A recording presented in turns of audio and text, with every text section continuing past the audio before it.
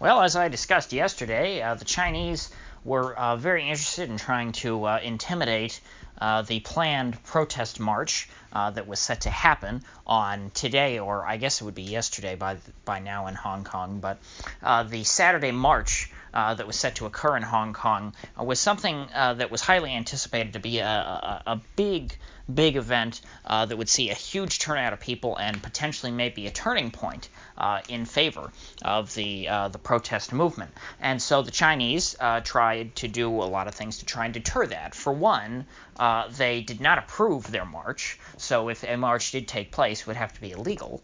And two, they arrested some figurehead leaders of the protest movement, people who are seen publicly as folks who are against the Chinese government, to try and signal to the protesters that, hey, if you're going to come at Beijing, this is what happens. You know, don't mess with us. We're in charge here. And since I'm not on the ground, I was unsure if this would be enough to deter people. I had a sneaking suspicion that it wouldn't deter the protests, at least not all of the people. I thought there would still be some turnout, but I was unsure how much. And so even though officially a protest was not approved by the government, and therefore any protesting that went on would be illegal, something that the government doesn't have to approve apparently is a religious gathering. A religious gathering is protected under whatever, the necessary ordinances in Hong Kong. Now, I don't believe they have an official Bill of Rights or whatever, but basically there's some kind of freedom of religion stipulation in the law that lets people have religious gatherings in public as long as they are less than 30 people. Now, what ended up happening yesterday, even though the planned march, what the people, a lot of the people who are organizing these things said, oh, well, we'll just have a religious march, so we'll have it's supposed to be Christian-oriented, and we're going to walk through town, and we're going to be singing, some hymns and praising Jesus, and I believe the title of the event was praying for the sinners of Hong Kong, which is kind of a tongue-in-cheek thing. I assume they're referring to, the government and people who work with the Chinese communists and things like that. And so this was a clever loophole, but still under the law, this was considered illegal because there was certainly far more than 30 people at this gathering. And they walked a pretty long way. I can't remember exactly where they started, but they ended up at the government complex on Harcourt Road, which, interestingly enough, I did some research into the government complex there. Apparently, during the time of British rule, this was sort of a big basin where like naval ships would come in and things, so this was a big pool of water, and the Chinese went and filled it in with dirt to expand the land area, and they then in the place of that big pool of water, they built what is now the modern government complex. And so this obviously was the target of the protesters. This was who they really wanted to protest. They wanted the government to hear their grievances. And so I watched a bit of the live stream thanks to Luke Radowski of We Are Change. I was watching his stream. And the protesters were not too. It wasn't an angry mob that charged into the place because, of course, the police had barricaded things already, so they couldn't really do that. But they were certainly being persistent in trying to get closer to where the police were. And I saw a few people, but again, this wasn't a mass movement of organized people. There were a few people throwing Molotov cocktails. I didn't see too many. I'm not sure how many in total there were throughout the day, but considering how many people were there, it wasn't a huge thing. It's not like everyone came to this protest with their Molotovs in their backpack and they were ready to chuck them at the police. That wasn't everybody, but there was quite a few people. And so the police brought out the water cannon for the second time now, and because it took about a long time as far as this protest movement going on to actually bring out the water cannon. This is only the second time, I believe, and they were just kind of shooting it up in the air at first, trying to warn people, hey, you're about to get blasted. And I didn't see too many people taking direct hits because, all the people were clustered in a very small area here. The police could have certainly blasted them all with the water cannon and done some serious damage to a lot of people. You get hit with a water cannon, that's not something you're walking away from if you take a direct hit.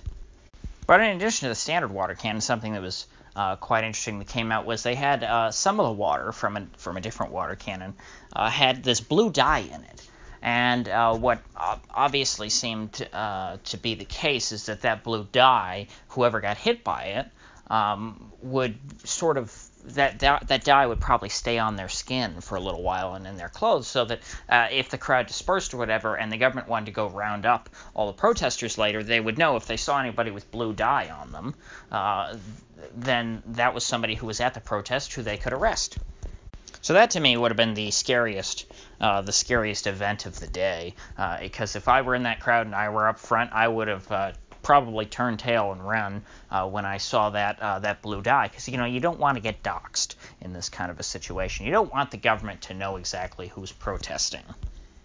All in all, though, I think the government showed a great deal of restraint. Certainly more restraint than, as Luke had pointed out on the stream, than the French government has shown through the Yellow Vest movement, and I think more restrained than most American cities would tolerate, because typically in America we're not really used to riots that target the government. I think that if you had a big mass of people who marched through a city without a permit down to the police station and then were throwing Molotov cocktails, I think you'd get a lot of cops that are firing their guns at those people into the crowd, because police in the United States do not expect that sort of thing to happen, and I certainly don't think they'd tolerate it. So I know it's an unpopular opinion, but I am quite impressed with the level of restraint shown by the police in Hong Kong thus far. I know there's been a lot of accusations of police brutality, but again, when people are getting into fights with the police and they're taking on the police directly, I'm not shocked that this would happen. I'm not saying that they should. I'm not condoning the actions of the Hong Kong police, but all I'm saying is that relatively speaking, I would have thought that given the level of opposition to the police shown by the protesters, that the crackdown would have been a lot harder. And likewise, I really have to, I do want to commend the protesters, because unlike, say, Antifa rioters in the United States that we're used to, or the Yellow Vests in France, who really just, when they go out and their big protests and they're mad, what they do is they just destroy everything around them. They'll destroy businesses, they will attack innocent people, they'll set cars on fire, they'll attack the police, they'll attack anything around them. They just want to destroy because they're angry, mindless animals, really. The Hong Kong protesters are much more calculated, it would seem, and much more, organized isn't the right word, but determined, purposeful. They have a common goal in mind.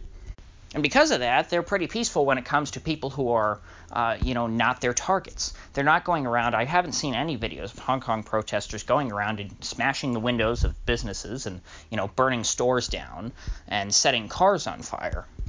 The only violence carried out by Hong Kong protesters I've seen has been against the government and against government sort of principles and government property. I've seen them graffiti government property.